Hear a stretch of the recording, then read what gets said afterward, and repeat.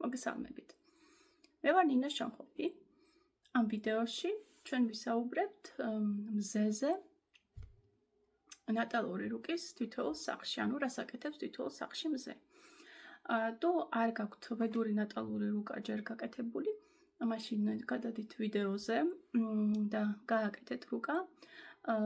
თუ წარმოდგენა არ გაქვთ მზე რას აკეთებს ჩვენს რუკაში და საერთოდ რა ენერგია, ამაზეც უყურეთ ვიდეოს და ასევე კარგი იქნება რომ იცოდეთ რომელი სახლია, რომელიც პიროს შეეხება ვედურ ასტროლოგიაში. ესე იგი, ახლა გადავიდეთ კონკრეტულად მზე თითოეულ სახლში როგორ ვლინდება.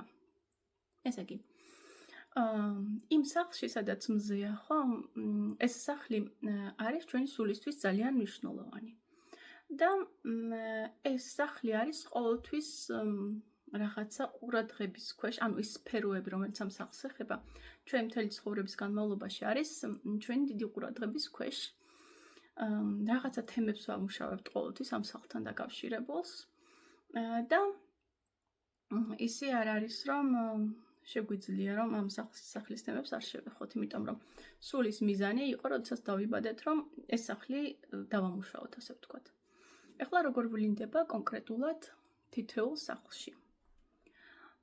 თუ მზე არის პირველ სახლში, ამ შემთხვევაში სულის მიზანი არის თვითონ ეს ადამიანი, ანუ საკუთარი თავის განვითარება არის სულის მიზანი და ასევე საკუთარი ფიზიკური სხეულის განვითარება, იმიტომ რომ თუ მზე არის პირველ სახლში, პირველი სახლი არის ფიზიკური სხეული, ხო, როგორც ვიცით. აქ არიან ადამიანები, რომლებიც ჯანმრთელობას აქცევენ ძალიან ყურადღებას, ან თუ თავისინებით არ აქცევენ ჯანმრთელობას, მაშინ საჭიროა რომ ჯანმრთელობას მიაქციოს, ბიორიტმს უნდა მიაქციოს ადამიანმა ყურადღება. ეს ადამიანები არიან ბუნებრივი ლიდერები, ოღონდ თვითონ არა აქვთ არანაირი პრეტენზია იმაზე, რომ ლიდერი იყვნენ, მაგრამ სადაც ხვდებიან, იქიდან გამომდინარე, რომ მზე არის პირველ სახლში, რაღაცა გამოსხივება აქვთ, რაღაცა სხვანაირი ქარიზმა აქვთ და იქიდან გამომდინარე, თითქოს მათ გარშემო იკრიბება ადამიანების რაოდენობა, როდესაც მზე პირველ სახლშია. თუ მზე არის მეორე სახლში, სულის მიზანი არის, რომ ადამიანმა ისწავლოს რესურსებთან მუშაობა. ანუ აი მატერიალური რესურსები არის ის თემა, რომელთან დაკავშირებითაც ადამიანს ყოველთვის ექნება რაღაც დასამუშავებელი. თუ სულის მისიას მისდევს თავისას, ხო, მაშინ მატერიალური რესურსებიც მიდის მასთან. ანუ ამითი ამოტივირებს სამყარო, რომ მატერიალური რესურსები მიდის, მხოლოდ მაშინ, როდესაც ადამიანი თავის სულის მისიას იმ ეტაპზე მისდევს. ასევე შეიძლება იყოს ლაპარაკი ამ ადამიანის სულის მისია, ან რაღაცა იყოს, ვთქვათ, კულინარიასთან დაკავშირებული, იმიტომ რომ მეორე სახლს უკავშირდება ჭამაც. აი, მესამე სახლში მზე არის ძალიან საინტერესო. ადამიანის სულის მისია არის კომუნიკაციაში გამოვლინება, ანუ საკუთარი თავის გამოვლინება, სხვა ადამიანებთან კომუნიკაციაში შესვლით. საკუთარი თავის გამოვლინება რაღაცეების გაბედვით. ასევე მესამე სახლი ეხება დაძმებსაც, შეიძლება დაძმების ცხოვრებაში ეს ადამიანი ასრულებდეს გარკვეულ მისიას. ასევე შეიძლება რაღაც შემოქმედებითობას უკავშირდებოდეს, წერას, ან ხატვას და ამაში ვლინდებოდეს ადამიანის მზე და სულის მისია. მეოთხე სახლში, როდესაც არის მზე, ძალიან ხშირად არის, რომ ეს ადამიანები იღებენ თავის საგვარეულოს კარმას საკუთარ თავზე და ეს არიან ადამიანები, რომლებმაც იციან საკუთარი თავის ფასი. ეს აი გარეგნულად და დარეტყობათ, იმიტომ რომ მეოთხე სახლში მაშინ არის მზე, როდესაც შუაღამეა, მაგრამ აი შინაგანად ყოველთვის საკუთარი თავის ფასი იციან. ასევე შეიძლება მათი მისია უძრავ ქონებას უკავშირდებოდეს იმას, რომ შექმნან საკუთარი საცხოვრებელი პირობები, კომფორტი შეიქმნან. ასევე ქვეცნობიერთან კავშირში არის ადამიანი, რომელსაც მზე აქვს მეოთხე სახლში. დედის ცხოვრებაში კონდეს შეიძლება რაღაცა მისია ამ ადამიანს. მეხუთე სახლში მზე ძალიან ხშირად უკავშირდება ბავშვებს. ამ ადამიანის მისია არის რაღაცა ბავშვებთან დაკავშირებული, ბავშვებთან ურთიერთობაში გამოიხატება. ასევე შეიძლება იყოს, რომ სულს უბრალოდ უნდოდეს ამ ცხოვრებაში ისწავლოს, როგორ უნდა მიიღოს სიამოვნება და როგორ უნდა დატკბეს ცხოვრებით, იმიტომ რომ მეხუთე სახლი ეს არის ყველანაირი ჰობი.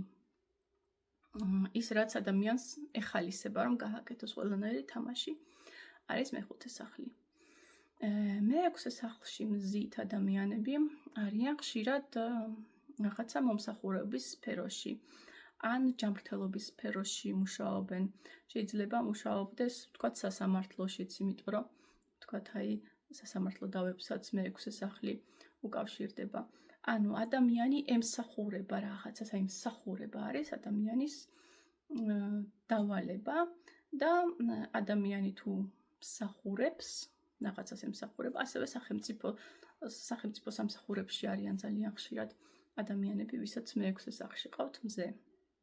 მაშინ ასრულებს თავის სულის მისიას. მეშვიდე სახლში მზე არის ადამიანი, რომელსაც უწევს ისწავლოს სხვა ადამიანებთან ურთიერთობა, პარტნიორული ურთიერთობა, განავითარებს ძალიან ესეთ ადამიანს. ქორწინებაში ყოფნა შეიძლება სულ არ უნდოდეს ადამიანს, მაგრამ აი ცხოვრება აყენებდეს ისეთ პირობებში, რომ ქორწინებაში უნდა იყოს.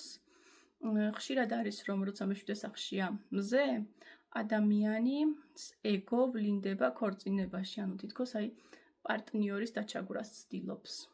და ამის დაბალანსება ხდება ძალიან ხშირად, როდესაც ადამიანი აი ბევრ მასასთან არის ურთიერთობაში და აი ერთ-ერთზე ვთქვათ კონსულტაციებიც მეშვიდე სახლს ეხება. და შეიძლება ამითი დააბალანსოს ეს მეშვიდე სახლი. შეიძლება ბიზნეს პარტნიორებთან ურთიერთობა კონდეს და იმითი დააბალანსოს. მერვე სახლში მზე საკმაოდ რთულია, იმიტომ რომ ნაკლები კავშირი აქვს ადამიანს საკუთარ სულის იმპულსთან. აქ არის მზე რაღაცა მიზეზების გამო, რაც რომელიღაც ცხოვრებაში მოხდა. და ადამიანი გადის ამ ცხოვრებაში ძალიან ბევრ ტრანსფორმაციებს, ანუ აი ტრანსფორმაციების ხარჯზე უახლოვდება საკუთარ თავს. ყველაფერი რაც მერვე სახლს ეხება, ეს დაფარული ცოდნის ძიება, შესწავლა, დაუფლება არის მზისთვის კარგი და ანათებს, ანუ აძლიერებს მის მზის იმპულსს მერვე სახლში. ეს არ არის მარტო რაღაცა ფარული ცოდნა, შეიძლება ადამიანის უბრალოდ რაღაცა სამსახური კონდეს ისეთი, რომელიც ეხება კატასტროფების მართვას, ან სულ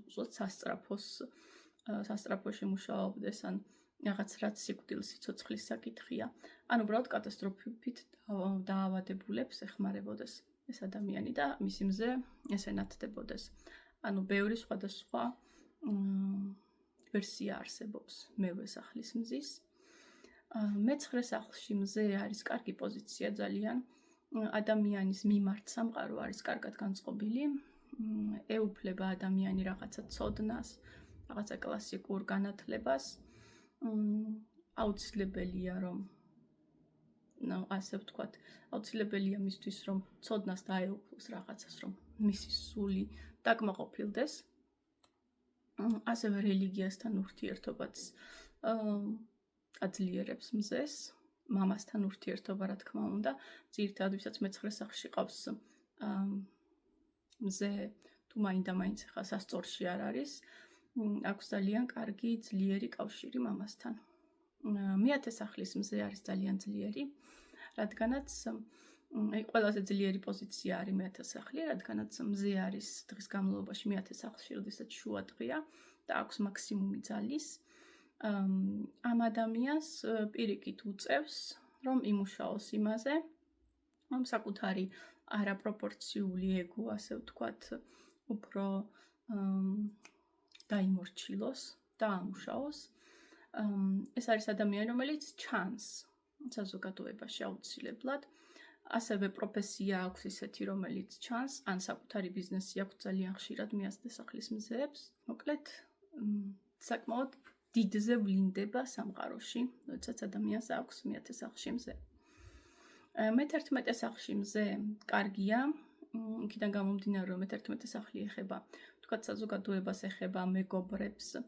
ეს არიან ადამიანები, რომლების სულის მისიაც არის, რომ ბევრ ადამიანზე მოახდინოს გავლენა, ანუ ყავდეს ბევრი მიმდევარი, აკეთებდეს რაღაცას, რაც ბევრ ადამიანს ეხება.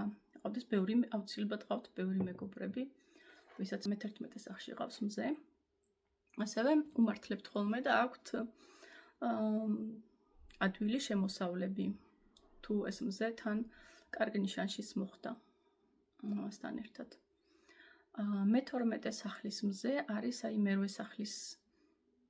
მერვე სახლთან ერთად ყველაზე რთული პოზიცია მზისთვის, რადგანაც ადამიანს უწევს საკუთარი სულთან კავშირის პოვნა.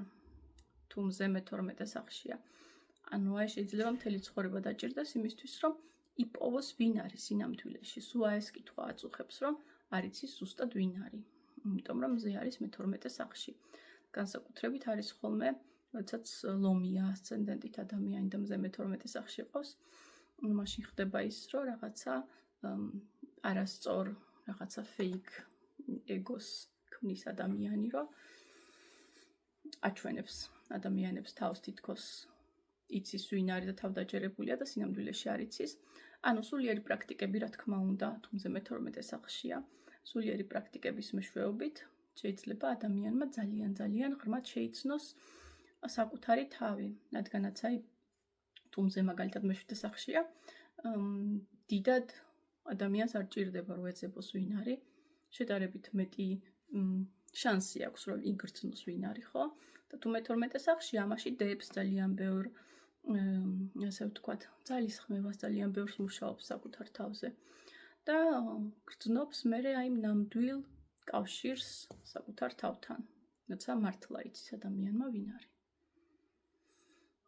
ეს იყო მზე როგორ იქცევა ნატალური რუკის ყველა სახლში. რა თქმა უნდა, ნიშანსაც მნიშვნელობა აქვს, ანუ აი მაგალითად მე-10 სახლში ვერტში თუ მოხვდა მზე, სხვა იქნება, მე-10 სახლში სასწორში თუ მოხვდა მზე, როგორც იცით, სასწორში არის ძალიან სუსტი, სხვა იქნება, ანუ მხოლოდ სახლს არ აქვს მნიშვნელობა, ასევე აქვს მნიშვნელობა ნიშანსაც, მაგრამ სახლი უფრო მნიშვნელოვანია ვიდრე ნიშანი შედარებით. დიდი მადლობა. თუ რამე კითხვები გექნებათ, შეგიძლიათ ამ ვიდეოს ქვემოთ დამიწეროთ და შეძლებს დაგვარად გიპასუხებთ და ასევე ჩაგიწერთ სხვა ვიდეოებსაც, სხვა პლანეტები რას აკეთებენ სხვადასხვა სახლში.